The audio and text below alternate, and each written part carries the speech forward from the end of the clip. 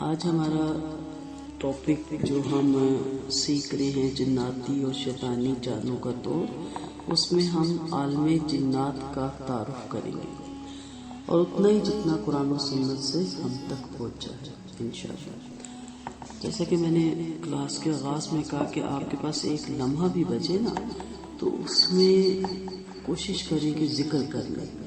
نبی کریم صلی اللہ علیہ وسلم کا فرمان ہے کہ انسان سب سے زیادہ کس لمحے پہ پچھتائے گا جو اس نے اللہ کے ذکر کے بغیر گزارا ہوگا۔ تو ہم سمجھتے ہیں کہ ذکر کرنے کے لیے ہر وقت باوضو ہے تو بہت اچھی بات ہے، لیکن مائیں ہیں، بچوں والی ہیں، کام والی ہیں، تو ہر وقت باوضو رہنا بھی ضروری نہیں، اور اس کے لیے کوئی خاص اوقات کی بھی ضرورت نہیں، اور لباس کی بھی ضرورت نہیں، اور قبلہ رخ ہونے کی بھی ضرورت نہیں، اور تسبیحات کی گنتی کی بھی ضرورت نہیں۔ ذکر وہی ہے جو آپ نے نعمتیں سامنے دیکھی اور آپ نے ایک دم کہا الحمدللہ اللہ تیرا شکر، عزت سے گھر کے اندر ٹرے میں رکھ کے کھا رہی ہیں، لوگ لائنوں میں لگے ہوئے خوراک کے لیے اور ہاتھوں میں شوپر پکڑائے جاتے ہیں اور اس میں کھا رہے ہوتے ہیں، تو وہ جو آپ نے الحمدللہ کہا نا وہ ترازو کو بھر دے گا۔ نہ کہ آپ ضرور تسبیح کریں، اس سے میں خدا نخواستہ منع نہیں کر رہی، اسی طرح شکر ادا کریں، کسی چیز کو دیکھ کے ماشاء اللہ کے، سبحان اللہ کے، وہ جو دل سے نکلتا ہے نا، بعض خوبصورت مناظر دیکھ کے یا خوبصورت کوئی پرندہ دیکھ کے، وہ اصل میں سبحان اللہ ہے کہ آپ نے اللہ کی اس کی کبریائی کو مانا، اس کی بڑائی کو مانا۔ تو لازماً دھیان رکھا کریں کہ ایک لمحہ بھی، ایک گھڑی بھی اس کے ذکر کے بغیر نہ گزرے۔ جی، عالم جنات کا تعارف کرواتے ہیں، اس سے پہلے کچھ چیزیں آپ کے گوش و گزار کروں، کیونکہ بہت سی کالز بھی آ رہی ہیں اور بہت سی فرینڈز بھی کہہ رہی ہیں کہ کچھ شارٹ چیزیں سٹارٹ میں ہی بتا دیا کریں، کیونکہ یہ تو ابھی آگے چلے گا، تعارف چلے گا، ساری باتیں۔ کل تو مسلسل ایک بار میسیج آ رہا ہے کہ ہمیں اس کا توڑ بتائیں، ہمیں اس کا توڑ بتائیں، تو ان سے میں نے کہا کہ تھوڑا ویٹ کریں نا، اب میں سینڈ کروں آپ کو توڑ اور سارے کام چھوڑ کے۔ اصل مقصد یہ ہے کہ ہوتا کیوں ہے پہلے وہ تو سیکھے نا، اور کن پہ ہوتا ہے پہلے وہ تو جانے نا، اور کن پہ نہیں ہوتا اس کو تو پہلے جانے نا، لیکن نہیں ڈائریکٹ توڑ، چاہے وہ ہمارے وہم ہو، ہمارے اپنے ذہن کا کچھ ہو مسئلہ، کیونکہ ہم ہر چیز کو بھی تو بعض دفعہ جادو کے ساتھ ریلیٹڈ کر دیتے ہیں، ٹھیک ہے، اپنی ہی کوتاہیاں ہوتی ہیں، اپنی ہی لاپرواہیاں ہوتی ہیں، اپنی قرآن و سنت سے دوری ہوتی ہے، وہ کام ہوتے ہیں جن کی وجہ سے جادو تو نہیں لیکن نحوستیں ہمارے گھر میں آتی ہیں، بے برکتیاں ہمارے گھر میں آتی ہیں۔ آپ سب جانتے ہیں وہ کون سے کام ہیں جو دھڑلے سے ہمارے گھروں میں ہوتے ہیں۔ میوزک دیکھ لیں، سارا دن چلتا ہے، اب تو ہمارے موبائلوں پہ بھی میوزک بجتا رہتا ہے۔ پھر اس کے علاوہ دیکھیں ہمارے میڈیا کا حشر دیکھ لیں، انہیں ہم کیوں بلیم کرتے ہیں، ہم لوگ خود اس میں انوالو ہیں۔ پھر ہمارے لباس دیکھ لیں، پھر ہمارے کردار دیکھ لیں، جھوٹ بولنا تو ہابی ہو گئی ہے، اور بڑے دھڑلے سے، اور وعدہ کرنا بھی ہابی ہو گئی ہے، اور اس کے بعد بھول جانا بھی بڑا آسان ہے۔ تو یہ وہ ساری چیزیں جو بے برکتی کا سبب بنتی ہیں۔ یاد رکھیے گا کہ اللہ تعالیٰ فرماتے ہیں تم نے مجھے بھلا دیا، میں تم کو بھلا دوں گا، یہ نہیں کہا کہ میں تم کو بھول جاؤں گا۔ یعنی انسان کو پتہ ہی نہیں چلتا کہ اس پہ غفلت کے پردے پڑ چکے ہیں، اور اسے نظر ہی نہیں آ رہا ہوتا کہ وہ بھول چکا ہے اللہ کی یاد، اللہ کا ذکر، اللہ کے احکامات، اور وہ ایک نئی روش پہ چل پڑتا ہے، اور وہ کیا سمجھتا ہے کہ میں ٹھیک جا رہا ہوں۔ تو یہ بہت بڑی ایک سزا ہے اللہ کی طرف سے، بہت بڑا عذاب ہے کہ اپنا آپ ہی بھلا دیتا ہے کہ میں کس لیے آیا تھا اور کیا کرنے جا رہا ہوں۔ تو انشاءاللہ آہستہ آہستہ ہم اس ٹاپک پہ ضرور آئیں گے، تھوڑا سا انتظار کریں، اور اتنی ڈیٹیل سے سیکھنے کا مقصد بھی یہی تھا کہ پہلے ہم یہ جانیں تاکہ ہم ان جگہ تک پہنچ ہی نہ پائیں کہ ہم پہ یہ شیطانی جو ارواح ہیں یا شیطانی جو لوگ ہیں جو اس طرح کے کام کرواتے ہیں ان کا کام ہم پہ ہوئی نہ انشاءاللہ۔ تکلیف رفع کرنے کے شرعی اسباب مختصر سے بتا کے پھر آگے چلتی ہوں۔ تکلیف اور مصائب کو دور کرنے کے مختلف اسباب اور طریقے ہوتے ہیں۔ نمبر 1، بندہ اپنے رب کے احکام کی حفاظت کرے۔ آپ صلی اللہ علیہ وسلم کا فرمان ہے تو اللہ کے احکام کی حفاظت کر، اللہ تعالیٰ تجھے اپنی نگہداشت اور حفاظت میں لے لے گا۔ ہر چیز میں یہ دیکھنا پڑتا ہے، اور اسی لیے ہم دنیا میں آئے ہیں۔ یہ کوئی نعوذ باللہ احسان نہیں کریں گے اللہ کی ذات پہ، یا یہ تو اپنے اوپر احسان ہوگا کہ ہم اپنے آنے کے مقصد کو یاد رکھیں گے۔ جیسے ہمیشہ میں مثال سے سمجھاتی ہوں نا کہ داخلہ لیا یونیورسٹی میں یا کالج میں بچیوں نے، تو کس لیے لیا کہ وہ جو پڑھائیں گے پڑھیں گے، وہ جو لباس بتائیں گے پہنیں گے، وہ جو ٹائم ٹیبل انہوں نے ہمارے لیے رکھا اس کو فالو کریں گے، وہ جو رول نمبر دیں گے اس کو بھی سنبھال کے رکھیں گے، یا اس لیے لیا کہ کریں گے اپنی مرضی، منمانی من چاہی زندگی گزاریں گے، اور جب سال کمپلیٹ ہوگا تو اس کے بعد جا کے ہم سرٹیفکیٹ لے لیں گے۔ کیوں؟ وہ جنہوں نے پیپر دیے، جنہوں نے جانیں ماری، جو فرسٹ آئے، انہیں اور آپ کو برابر کر دیا جائے۔ آپ جانتے ہیں یہ ایک ایسی میں باتیں کر رہی ہوں جو امپاسبل ہے، جو ہو ہی نہیں سکتی، ناممکن ہے۔ اللہ کے معاملے میں ہم نے کیوں رکھ لیا ہے کہ جو بخشنے پہ آئے تو گناہگاروں کو بخش دے، نہ بخشے تو پرہیزگاروں کو نہ بخشے، نعوذ باللہ۔ کیوں؟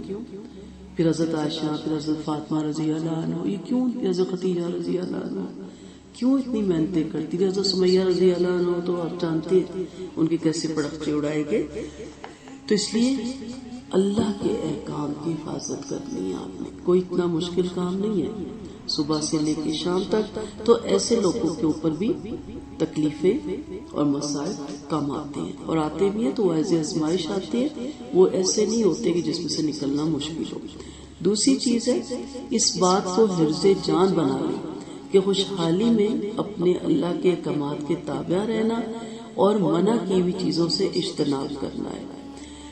خوشحالی میں کوشش کریں نا کہ روزانہ یا ہفتے وار کوئی صدقہ کرے، اپنی استطاعت کے مطابق آپ دینا شروع کریں، آنا شروع ہو جائے گا۔ کوئی چیز بھی ہے، عزت دیں، عزت ملنے لگ جاتی ہے۔ کیوں؟ کیونکہ کوئی پاگل ہے آپ عزت دے رہی ہیں اور وہ آپ کو نہ دے، اچھا ایک دفعہ نہیں دے گا، دو دفعہ، تیسری دفعہ خود پلائٹ ہو جائے گا۔ آپ محبت دیں، محبت آنی شروع ہو جائے گی۔ کچھ بھی دے، آپ احترام دے، آپ کو احترام ملنا شروع ہو جائے گا۔ تو آپ صدقہ دیں، مال دیں، مال آنا شروع ہو جائے گا۔ یہ اللہ کا وعدہ ہے نا، اللہ کا وعدہ تو سب سے زیادہ سچا ہے، اور اللہ ہی کا سچا ہے سب سے زیادہ کیا جی، اللہ ہی کا سچا وعدہ ہے۔ آپ صلی اللہ علیہ وسلم کا فرمان ہے، اے انسان تو حالت نرمی اور آسانی میں اللہ تعالیٰ سے آشنا رہے، وہ حالت شدت اور بدحالی میں تجھ سے آشنا رہے گا۔ ہم لوگ تو بکرا کب دیتے ہیں، وہ بھی کالے بکرے کی سختی آ جاتی ہے جب بالکل اینڈ پہ ہو جاتا ہے، یا اپنے پیارے کی جان نہیں نکل رہی ہوتی، وہ بھی اس کی جان ہی کی خلاصی کے لیے ہم دیتے ہیں، یا کوئی ایسا کام ہے جو بالکل اٹک جاتا ہے اور چاروں طرف سے راستے بند ہو جاتے ہیں، اس وقت بھی دے، منع نہیں ہے، بالکل دے۔ یہ نہیں میں کہہ رہی کہ آپ اس وقت آپ کیا دوں، آپ شرم آتی ہے آپ کیوں دوں، اس وقت بھی آپ دیں، لیکن جب آپ خوشحال ہوتے ہو نا، وہ صدقہ بہت پسندیدہ ہے، وہ اللہ کو بہت پسند ہے۔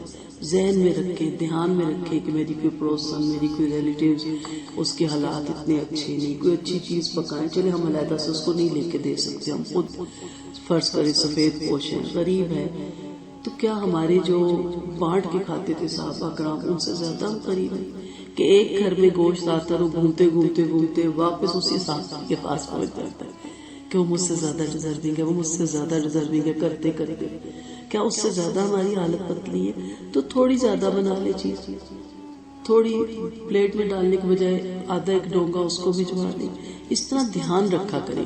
جب اس طرح آپ دھیان رکھتے ہیں تو پھر اللہ تعالیٰ بھی آپ کے گھر میں بارش برسانے لگ جاتا ہے رزق کی، انشاءاللہ۔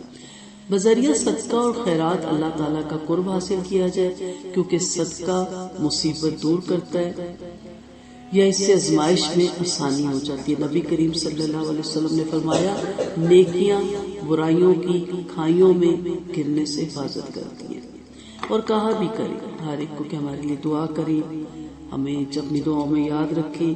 اچھا ایسے کہتے رہو تو یاد بھی رہتا ہے، نہ کہو تو ہم جلدی جلدی دیکھا نا، نماز سے اٹھتے ہوتے نماز دعا پڑھے ہوتے، کام اتنے ہوتے ہیں بعض دفعہ، لیکن جس نے کہا ہونا اور ایک دفعہ نہیں 2 دفعہ 4 دفعہ اس نے دہرایا ہونا، تو وہ ذہن میں ایک دم آ جاتا پیچھے سے کہ اس نے کہا تھا، چلیں اس ہم پہ فرض بنتا ہے، اس نے ہمیں دعا کے لیے کہا تھا۔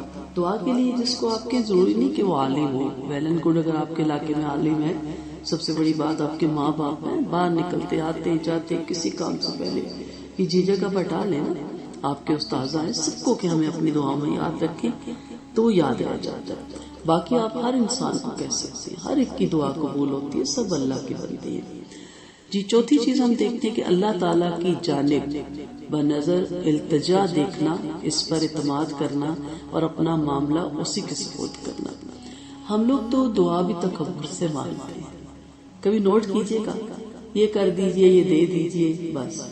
التجا کرنا، اپنی درماندگی کا اظہار کرنا بالکل ایک اور طریقہ ہوتا ہے. جیسے فقیر اپنی التجائی کار ہوتا ہے. بچہ کیسے بات منواتا ہے، اڑا رہتا ہے، روتا رہتا ہے، اس کے پاس ہے میرے پاس نہیں، کلاس میں وہ لے کے آتا ہے میرے پاس نہیں ہوتا.